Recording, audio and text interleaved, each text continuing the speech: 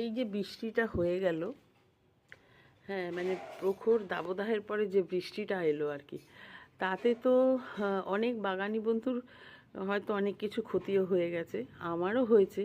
যেমন আমার এই গাছটাকে কিন্তু ছাদ থেকে ফেলে দিয়েছিল, দোতলার ছাদ থেকে। তো দেখো গাছটা তো একদম মানে থেতলো বেতলো হয়ে গেছিলো আর কি, একদম। এ দেখো এখনও তার প্রমাণ আছে, এই দেখো ডালটা ফাটা, কিন্তু দেখেছো মানে ওর গোড়াটা মনে হয় কি থেতলো করে দিয়েছে কিছু, সেরকম হয়েছিল।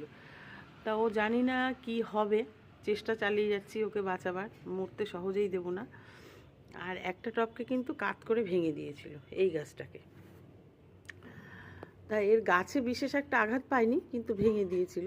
তো যাই হোক, ওকে আমি আবার কাটিং শাটিং করে শেকড় ডালপালা কেটে চেটে ওকে পটিং করেছি। পটিং করে দেখো ও কিন্তু গ্রোথ নিয়ে নিয়েছে, তাই ওকে এখন রোদে দিয়ে দেবো, কারণ বোগেনভেলিয়া গাছ